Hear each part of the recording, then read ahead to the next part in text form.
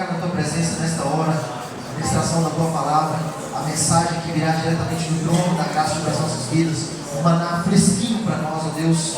Que o Senhor, Deus, agora abençoe a vida do Paulo, guarde e proteja, sela, Deus, a vida deste jovem agora, tua casa, tua família, contra todo o ataque do inimigo agora, todo o levante. Que tudo que o Senhor tem para falar conosco, com essa rede de jovens, Deus, possa ser transmitido agora nessa noite, através, Deus, deste instrumento aqui, Pai. Nós te louvamos, te agradecemos, te damos graças, Deus, pela vida dele, da sua casa, da sua família, em nome do Senhor Jesus. Amém? Amém. A paz do Senhor, rei de jovens. Aleluia! Paz. Bom, depois do testemunho do início, acho que nós poderíamos agradecer ao Senhor, porque Ele falou conosco, depois de um louvor abençoado também, e poderíamos ir para nossa casa, ou ir ali fora degustar o saboroso sanduíche. Mas Deus, creio eu, que quer falar um pouco mais conosco. Glória a Deus. Eu acredito que Ele quer falar um pouco mais comigo. E vocês, ao decorrer do tempo que foram conhecendo, eu acredito que vocês vão entender um pouco disso. Eu quero falar um pouquinho sobre Jonas, que eu poderia muito bem falar sobre Paulo. Eu, não o apóstolo. Sintomas de Jonas. Acredito que todos conhecem a história de Jonas. Ele foi chamado por Deus para ir para uma cidade e ele resolveu ir para o outro lado. Isso mostra que ele era um jovem que ficava sempre pronto para fugir, pronto para ir contramão daquilo que estava sendo chamado. E esse é um pouquinho do Paulo que vos fala esta noite. Eu tenho 8 anos de convertido, tive um grande pastor que me acolheu e falou: anda comigo e nós vamos junto crescer na graça do conhecimento do Senhor. E eu falei: glória a Deus. E ele falava: vem aqui, eu dava um passo para o lado.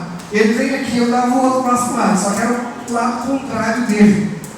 E me colocou como líder de jovens, fui líder de jovens por 7 anos na outra igreja no qual eu frequentava. E ali eu aprendi muito. Mas não deixei um pouquinho desses sintomas de Jonas. Eu aprendi muito com esse pastor e com todos os obreiros ali que me fortaleceram e me ensinaram muita coisa. E eu louvo a Deus pela vida de cada um deles.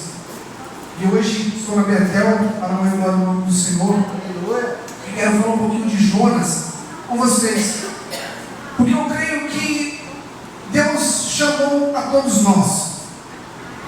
Um para pastores, outro para louvores, os apóstolos, evangelistas, às vezes apenas pelo simples fato de recepcionar a quem nos visita ali na porta. Você dá abertura para que a pessoa abra o seu coração e receba da palavra de Deus. E eu quero falar um pouquinho de Jonas, acredito que todos conhecem. O primeiro passo de Jonas, o primeiro sintoma de Jonas, dele foi a fuga. Jonas 1:3. Jonas se dispôs, mas para fugir da presença do Senhor, para Tarsis. E tendo descido a Jope, achou um navio que ia para Tarsis, pagou a sua passagem e embarcou nele, para ir com eles para Tarsis, para longe da presença do Senhor. A distância de Nínive, que é para onde Jonas deveria ir, era de 800 quilômetros por terra.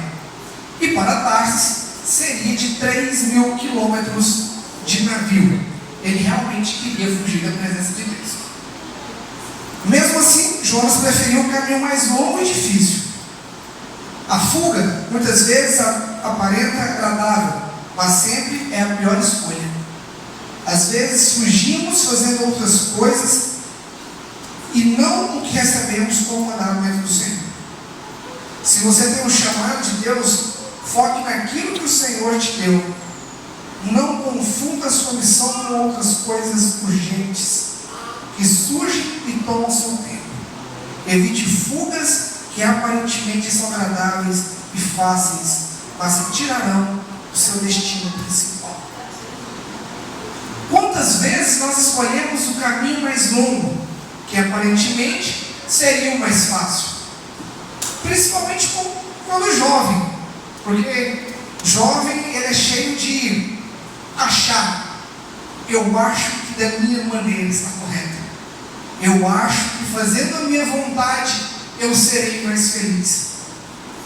Eu creio que Jonas teve os seus motivos para fugir, ou para correr de um chamado, mas nada justifica. Nós vamos ver mais para frente quais foram esses pensamentos que levaram Jonas a fugir. Foque naquilo que o Senhor te deu. Às vezes nós recebemos uma palavra ou um pedido e nós não queremos focar. Aqui Jonas, ele recebeu diretamente de Deus. Ele recebeu a missão de ir para Nínive pregar para aquele povo, um povo cruel que estava sem a presença de Deus.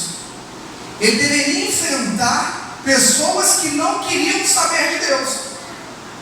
Hoje na sua faculdade ou no seu trabalho, você pode conhecer uma pessoa que não quer saber de Deus, ou por decepção, ou por não acreditar. E qual que é a primeira coisa que você faz quando você está próximo dessa pessoa? Fugir do assunto. Às vezes nós esquivamos, passamos despercebido. Ele sabe que nós somos cristãos. Eu sou cristão, ele sabe, ele tem ciência. Então o dia que ele quiser, ele que venha falar comigo. Nós esquecemos que Deus mandou nós pegarmos para todas as criaturas. Então nós estamos fugindo. Nós estamos fugindo do assunto. Nós estamos fugindo de falar de Deus. Nós estamos fugindo de falar: converta dos seus maus caminhos, porque senão você vai para o inferno. Nós temos medo. Nós fugimos. Nós temos esse sintoma de Jonas, a fuga. Por quê? Porque é muito mais fácil falar do futebol, é muito mais fácil falar do impeachment da Dilma, é muito mais fácil falar do Temer, é muito mais fácil falar do fulano que bateu o carro, é muito mais fácil falar do campeonato brasileiro que começou. Por quê? Porque eu não estou confrontando aquilo que está acontecendo. E como aparecem coisas urgentes para nós fazermos? Quantas coisas tomam o lugar de Deus nas nossas vidas?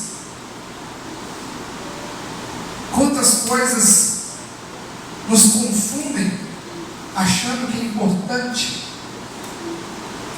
e nós deixamos de fazer o que realmente é importante.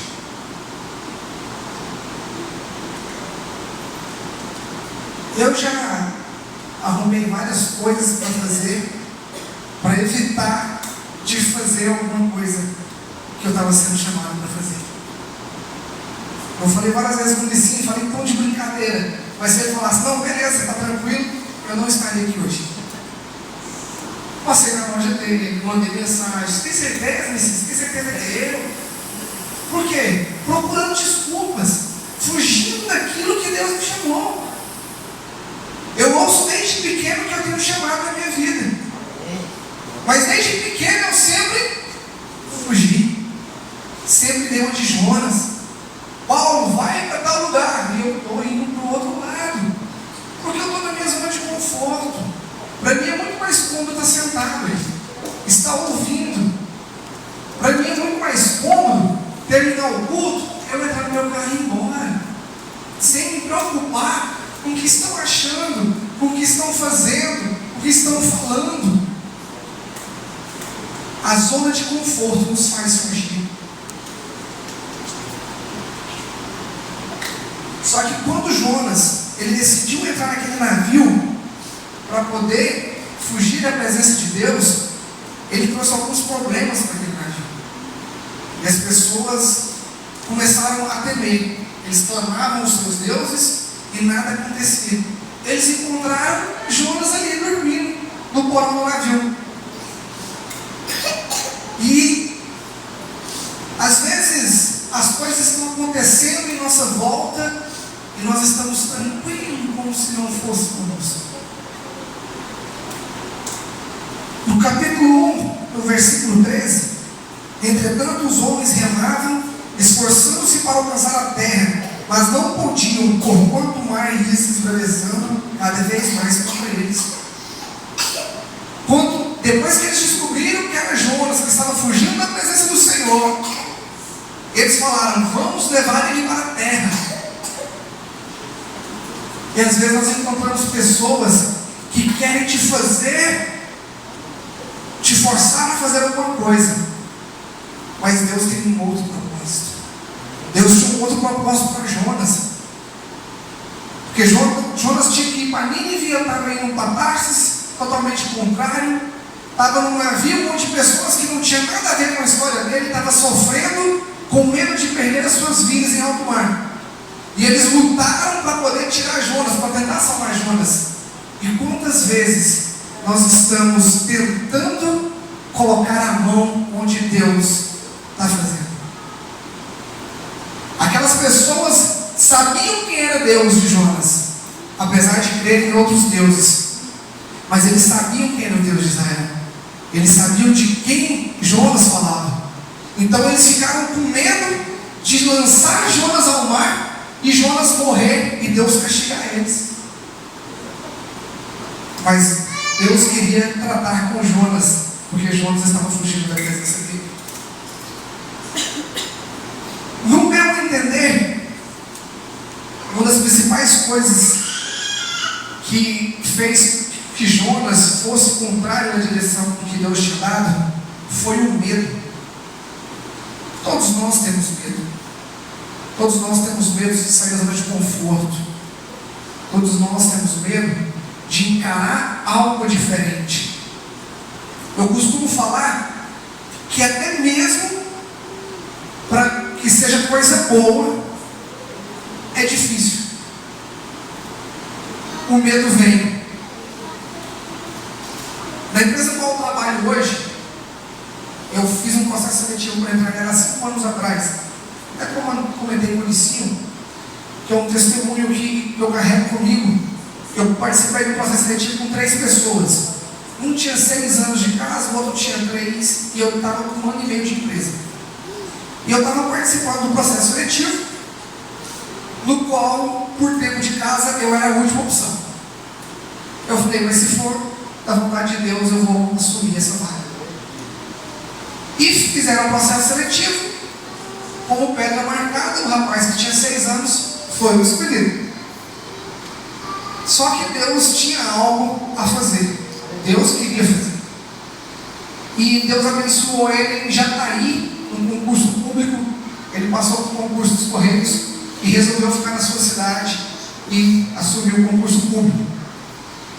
E desceu então uma pessoa que tinha 3 anos. E a pessoa não se encaixou no perfil que a empresa procurava. Mas Deus tinha um propósito na vida dele. Ele não falava com o sogro dele há mais de 10 anos. E Deus levou ele ao fundo para poder reconciliar ele com o sogro.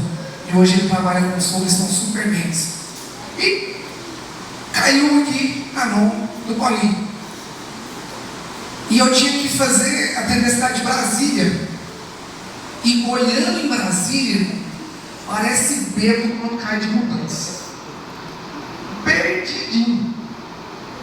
Eu, pouco tempo de carta de habilitação, jogaram um carro na minha mão e falaram: Paulo, as lojas de Brasília são essas, vai com Deus.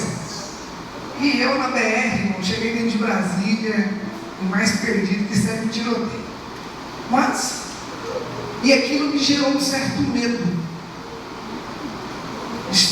me gerou uma certa angústia, que eu entrava para dentro do hotel, ao final da segunda-feira, e chorava, sozinho no quarto do hotel, dizendo: Deus, eu não vou suportar isso aqui, eu não vou conseguir. Aquilo era algo bom para mim, aquilo foi algo que eu pedi para Deus, e eu estava com medo, e eu queria fugir daquilo ali. Então eu costumo dizer que toda mudança gera desconforto, mesmo sendo ela boa ou não. E eu acredito que Jonas estava numa zona de conforto, deveria sair da cidade dele, dos braços da mamãe, atravessar 800 quilômetros e enfrentar um povo perigoso e sem a presença de Deus. Ele pensou: fujo da mamãe, mas também não vou para esse povo cruel. Jonas teve medo. Jonas Jonas capítulo 2, versículo 1. Então Jonas, de dentro do ventre do peixe, orou ao Senhor seu Deus. Quando dentro de mim desfalecia a minha alma, eu me lembrei do Senhor e subiu a ti a minha oração no teu santo templo. Aqui Jonas já tinha sido lançado ao mar e tinha sido engolido por um grande peixe, onde Deus queria tratar com ele. E a última coisa que Jonas fez foi orar ao Senhor. A motivação de Jonas para orar dentro do ventre do peixe foi o medo que sentiu ali na escuridão. Jonas deixou por último para orar ao Senhor. O medo já acompanhava Jonas em toda a fuga. Medo do futuro e da reação das pessoas de Nínive, ao qual pensariam nele. O que pensariam nele? Às vezes, esse medo nos faz ficar paralisado. E como cristão, a primeira coisa que nós devemos fazer é orar ao Senhor. É se dobrar diante de Deus e apresentar a Ele as nossas angústias, as nossas aflições, porque Ele levou sobre Ele todas elas. Apresentar ao Senhor. E Jonas, ele tomou o ímpeto de fazer algo contrário do que Deus ordenava, porque ele sentiu medo. E quantas vezes nós sentimos medo de algo e não oramos ao Senhor e tomamos decisões por vontade própria? E lá na frente, às vezes somos engolidos por um grande peixe. Eu não sei qual é o grande peixe, mas a sua atitude vai te levar a consequências que vai te fazer lembrar de Deus e vai te fazer orar a Deus, que era que tinha sido a primeira coisa quando Deus te chamou. O medo começa trazendo tempestades e, na pior das hipóteses, somos engolidos. Este pavor é capaz de paralisar nosso pensamento, limitando a capacidade de agir, decidir corretamente. Por isso devemos questionar e confrontar nossos medos. Se Deus está conosco, não há o que temer. 1 João 4,18. No amor não existe medo, antes o perfeito amor lança fora o medo. O medo nos faz tomar atitudes incoerentes com o que devemos fazer. Nesse período foi um período de reaproximação de Jonas com Deus. Jonas tomou a decisão de se distanciar e na contramão do que Deus tinha falado, e agora ele se encontra em uma situação dentro de um peixe que ele deve ter pensado. Eu, por exemplo, estaria até quase chorando. Me lasquei, perdi minha vida. E ele se lembrou de Deus e clamou ao Senhor, e ele se reaproximou de Deus. E quando Jonas se reaproxima de Deus, Deus de amor, Deus de misericórdia, Deus dá uma nova chance para Jonas. Deus faz com que o peixe jogue Jonas em uma praia, em terra. Às vezes podemos ouvir dizer que o peixe jogou ele em Nínive. Não, ele jogou ele em uma praia, em uma terra. Porque Deus não te leva até lá, Ele te dá a ordem para que você vá. Jonas tinha a missão de ir até o povo de Nínive. Eu estava conversando com o Gabriel antes do culto começar. Ele viu que eu ia falar sobre Jonas. A gente trocando algumas experiências. Eu falava para ele: Gabriel, toda vez que eu leio, Deus me mostra algo novo. Eu tinha separado 3 itens e fui ler mais uma vez e ficou martelando esse item de que Jonas vai para Nínive. Eu estava colocando aqui apenas 3 pontos, 3 sintomas de que Jonas, que às vezes nós podemos ter, que foi a fuga, o medo, e o terceiro tópico, que é o comodismo e o desamor, a falta de amor para com o próximo. Mas antes de chegar na falta de amor de Jonas, que ele teve isso, ele cumpriu o propósito propósito de Deus. Ele foi para Nínive, que era uma cidade grande, que para atravessar a cidade demorava 3 dias a pé.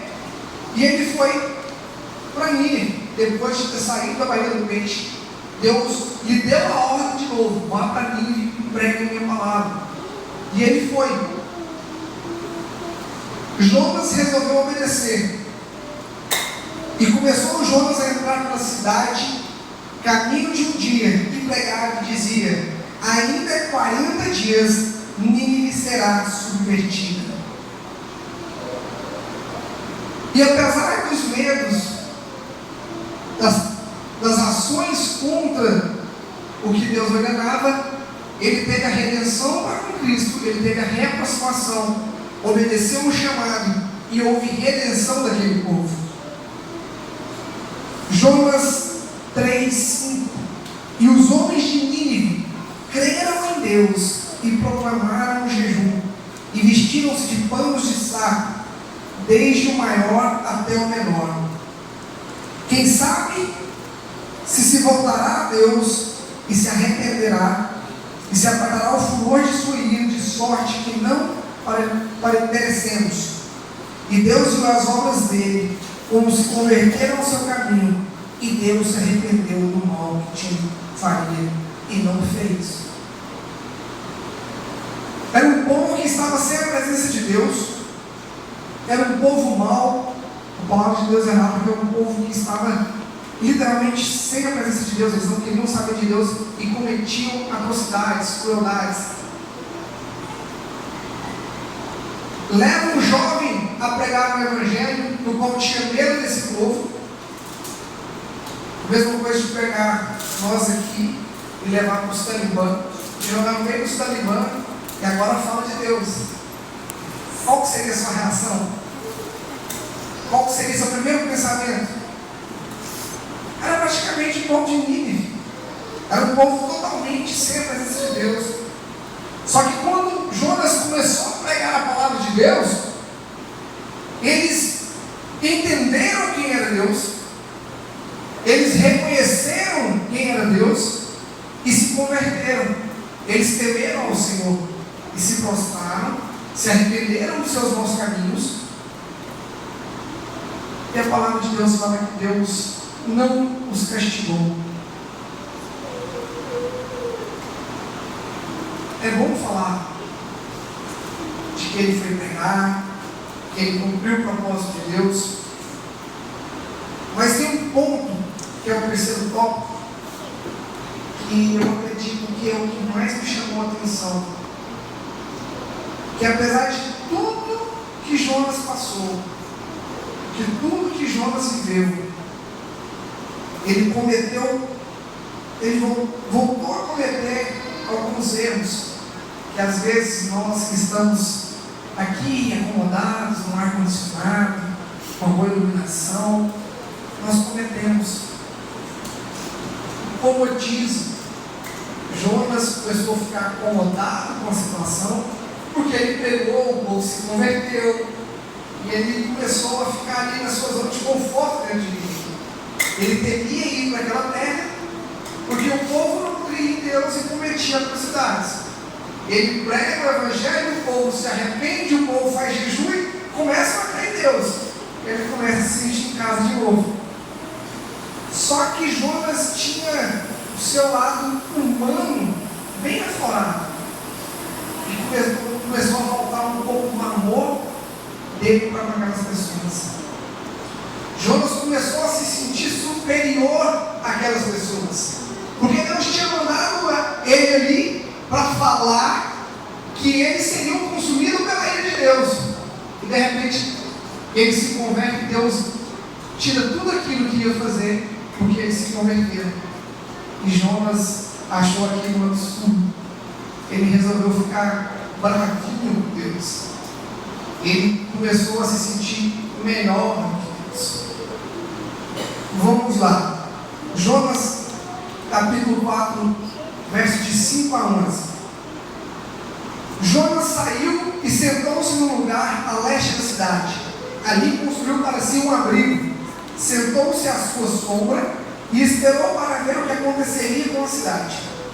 Então o Senhor Deus fez crescer uma planta sobre Jonas, para dar sombra à sua cabeça e livrá-lo do calor. E Jonas ficou muito alegre, mas na madrugada do dia seguinte, Deus mandou uma lagarta atacar a planta, de modo que ela secou. Ao nascer do sol, Deus trouxe um vento oriental muito quente, e o sol bateu na cabeça de Jonas, a ponto de que ele quase desmaiasse. Com isso, ele desejou morrer e disse: para mim, seria melhor morrer do que viver. Mas Deus disse a Jonas: você tem alguma razão para estar furioso por causa da planta? Respondeu ele: sim, tenho, e estou furioso a ponto de querer morrer. Mas o Senhor lhe disse: você tem pena dessa planta, embora não a tenha podado, nem a tenha feito crescer. Ela nasceu uma noite e numa noite morreu. Contudo, Nínive tem mais de 120 mil pessoas que não sabem nem distinguem a mão direita da esquerda, além de muitos rebanhos. Não deveria eu ter pena dessa grande cidade? Aqui é um confronto de Jonas com Deus. Deus volta a falar com Jonas, porque ele ficou furioso porque Deus se arrependeu de castigar aquele povo, porque o povo se converteu, e Deus sempre foi e sempre será um Deus de amor. Ele sempre está pronto para te perdoar, Ele sempre está pronto para te abraçar. As consequências dos seus atos, você não ficará sem elas, mas o amor de Deus é sobre a sua vida, e você passará por todas as adversidades que vinha enfrentar devido às suas falhas. Jonas ficou com raiva e aborrecido, e achou que tinha feito bastante, e saiu da cidade para se sentar no lugar onde poderia ficar olhando. Jonas não estava nem aí para o povo de Nínive. Teve mais gosto pela planta que lhe dava sombra do que pelas pessoas que estavam perecendo naquela cidade. Vivemos em um tempo em que as pessoas são avaliadas pelo que têm e não pelo que são. Somos treinados a descartar as coisas e depois, inconsequentemente, pensamos que podemos desfazer das pessoas. O materialismo faz com que as coisas sejam mais valorizadas do que a vida. Mas para Deus, ninguém é descartável, e uma vida tem muito valor. Por que esse ponto me chamou tanta atenção? E eu faço um pouco de menção com o que está acontecendo um pouco dentro das igrejas. Jonas, ele fugiu de Deus, ele pecou, ele desobedeceu. Desobedecer a Deus é pecar. Deus fala, faz isso, você não faz, você desobedeceu. Ele teve um reencontro com Deus, pregou a palavra de Deus e o povo se converteu. Só que como a palavra dele foi que o povo iria perecer, ele acreditou que aquilo ali estava determinado já por Deus. Quer dizer, ele não estava pregando quem realmente era Deus. Ele apenas estava narrando a destruição de toda uma cidade. Mas qual que é o link que eu quero fazer com o que acontece hoje? Todos aqui estavam destituídos da glória de Deus. Todos nós somos resgatados pela glória de Deus. Hoje nós conhecemos a Deus, ou pelo menos dizemos que conhecemos. Será que realmente conhecemos?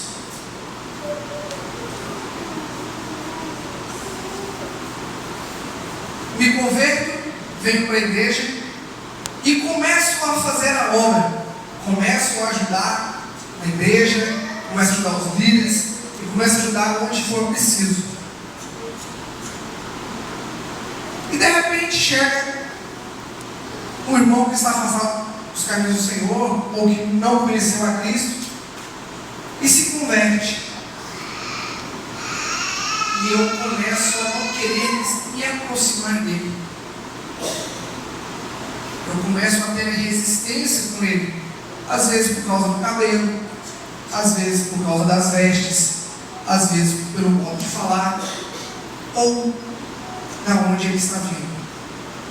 preconceitos. Jonas teve preconceito com aquele povo. Jonas queria destruição daquele povo. E quantas vezes nós julgamos quem está lá fora? E quantas vezes nós condenamos, como Jonas fez, aqueles que estão fora da presença de Deus? Às vezes nós somos egoístas. Não precisa me responder. Olhando para o seu lado, ou aquela olhada que você já deu na igreja hoje, quantas pessoas você sentiu falta? Quantas vezes você veio na igreja e sentiu falta de uma pessoa? Dessas vezes que você sentiu falta, quantas vezes você ligou para essa pessoa, pelo menos para saber o porquê que ela não tinha vindo? Quantos jovens nós temos na Betel? Eu não sei, eu estou há 2 meses e meio. Eu fiz um compromisso com o Policinho de estar abordando os jovens aos domingos. Só que eu tive uma grande surpresa junto com o John. Nós não conhecemos todos os jovens. E as primeiras pessoas que eu abordei, a resposta delas foi assim: não, eu já faço parte da rede de jovens. Eu falei, mano, já faz parte da rede de jovens, né? Mano, ó, lascou. E aquilo começou a me gerar medo. Me começou a gerar um medo de chegar nessas pessoas. Será que faz parte? Será que não faz? Porque eu não conhecia todos. E peço perdão isso. Eu fui falho por causa desse medo. E eu parei de abordar as pessoas por causa desse medo. Porque as primeiras respostas que eu recebi foram essas. Só que nós, como rede de jovens, ela é ligada, ela tem força.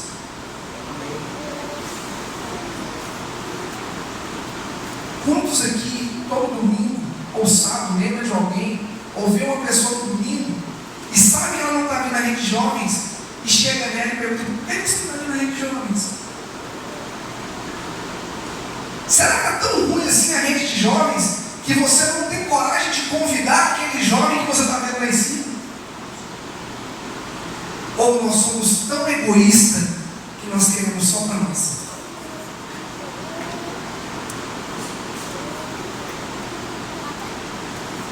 Será que nós estamos julgando todos que estão lá fora, que eles já não têm mais jeito, que eles estão perdidos? Eu vou falar para eles: eles vão para o inferno. Será que nós somos melhor que Deus? Deus nos amou, Ele amou a todos. Ele não amou só a mim, só a você, porque você tem o cabelo liso, porque você tem o cabelo crespo, porque você é moreno, porque você é alto, porque você é magro. Deus não faz acepções de pessoas. E às vezes eu faço acepções de pessoas. Eu não vou conversar com o Licinho, porque o Licinho usa cabelo arrepiado, eu não gosto de quem usa cabelo arrepiado. Tem cara de playboy, eu não gosto de playboy, porque na minha região playboy não é bem-vindo. É o playboy. Na nossa região playboy não é bem-vindo. Eu moro na periferia ali da Polícia de Goiânia. Então, e playboy lá não é bem-vindo.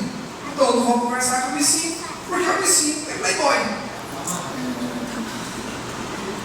Eu não me lembro de adolescente, eu já sabia mesmo, gostar de playboy não. Gostar de viver.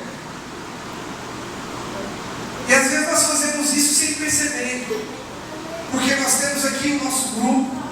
Eu tenho aqui as pessoas que estão sempre junto comigo. Eu crio uma afinidade muito fácil com o Licinho. Então passo na loja dele, converso, mando mensagem, trocando ideias. Sabe, cara? Então para mim chegar aqui na rede de jogos e Licinho, é nóis. Para mim que assusta. O resto. Mas que egoísmo é esse? Deus não poupou o seu próprio filho por amor de nós. E nós estamos querendo pegar esse filho e ficar só para nós. Nós estamos esquecendo de levar esse filho e mostrar que ele morreu na cruz do Calvário. para nos dar a redenção, para que nós possamos ter uma vida com Deus, entender quem é Deus, conhecer quem é Deus. Eu só consigo falar de Deus se eu estou cheio de Deus. Eu não vou conseguir falar de Deus se eu não me encho de Deus. Eu não tenho vergonha de dizer, como eu falei no início, corri e às vezes tenho medo de estar aqui à frente. Tenho muito medo. Está aqui minha esposa que não me deixa mentir. A Karen que me conhece há um pouco tempo. O Matheus que está me visitando hoje. Conheço ele há um pouquinho mais de 8 anos. E o Matheus principalmente, ele me acompanhou desde o início. Eu estava com 17 anos, quando jogava assim, você vai ser líder de jovens. E eu falei, não vou ser líder de jovens. Pai, você vai ser. Eu falei, não vou. E eu corri assim. Porque às vezes estar aqui na frente é falar algo que não vai agradar quem está sentado. Às vezes estar aqui na frente, para quem está sentado, pode ser status. Ah, mas o irmão está lá na frente, ele está pregando. O irmão está sendo visto. Ele está sendo visto, mas é o primeiro a tomar pedrada. Ele é o primeiro nome que quando as patotinhas saem para fora, começa a falar.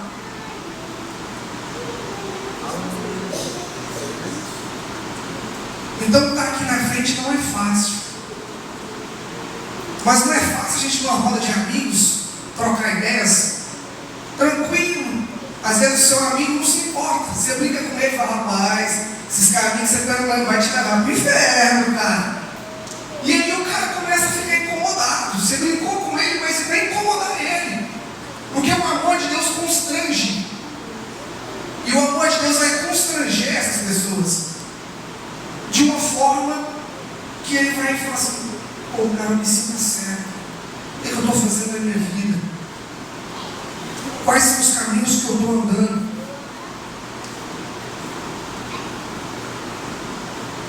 Pregue o tempo todo. Quando puder, fale. Nós devemos pregar o tempo todo com as nossas ações. Nós devemos pregar o tempo todo com o nosso jeito de ser. Nós devemos exalar Deus. Nós devemos exalar a presença de Deus aonde nós estivermos.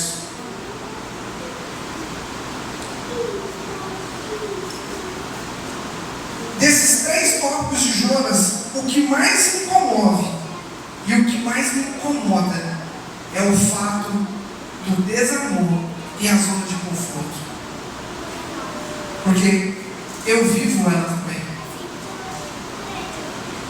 Não só condenando as pessoas, mas o fato de eu estar aqui e não ter convidado ninguém para vir comigo. O fato de estar aqui e sair daqui e ligar para o irmão que não veio. Zona de conforto, de não falar de Deus para quem precisa ouvir. E o que a mão direita faz, a esquerda não precisa saber. Ah, mas como é que eu vou falar se ninguém está vendo? Mas como é que eu vou pregar se ninguém está vendo? Irmão, se você alcançar uma vida para o Senhor, vale mais do que todo esse mundo. Que nós possamos ler a história de Jonas e tirar essas lições para as nossas vidas. Que nós possamos parar de fugir. Que nós possamos parar de ter medo. Ou se esse medo vier, não façamos como Jonas fez, deixou de orar por último. Nós possamos dobrar os nossos joelhos e orar primeiramente a Deus, para que esses medos sejam superados e possamos pregar o Evangelho do Senhor. Que nós possamos ter mais amor para com o próximo.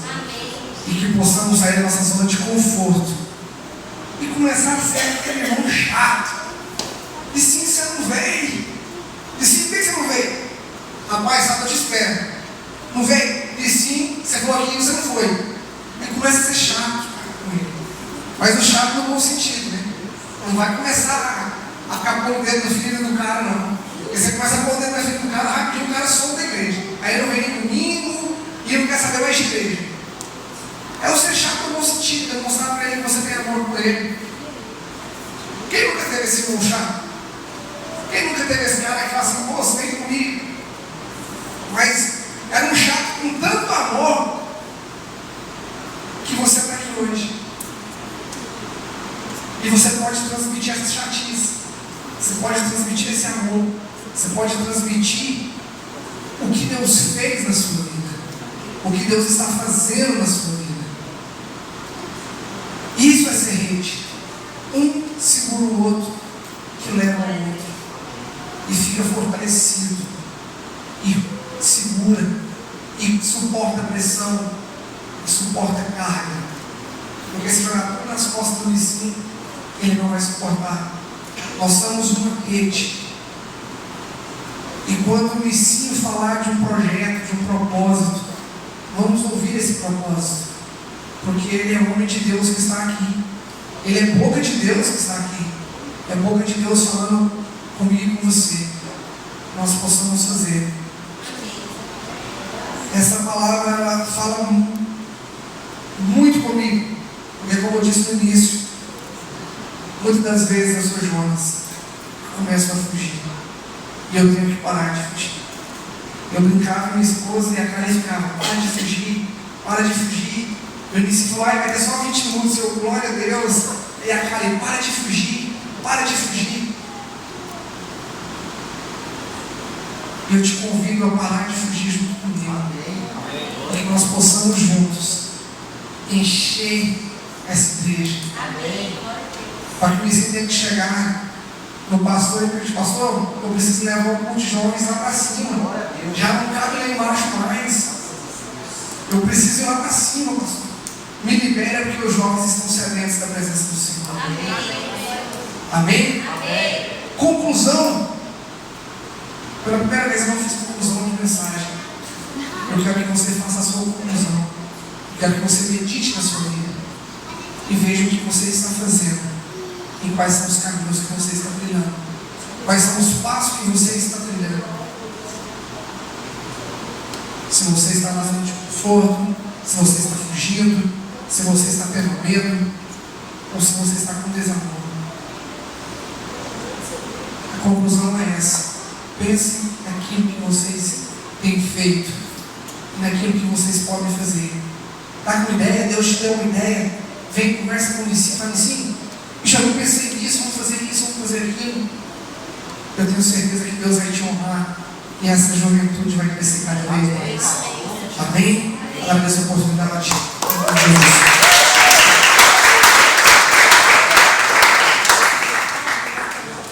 Aleluia. Amém. Sentiram aí, né? Ouviram a mensagem aí? Então vocês que porventura têm medo, agora é a hora de perder o medo. Acabou agora, né? Vamos acabar com o medo aí, vamos exercer o ministério chamado qual você foi designado. Amém? Você coloque de pé no seu lugar.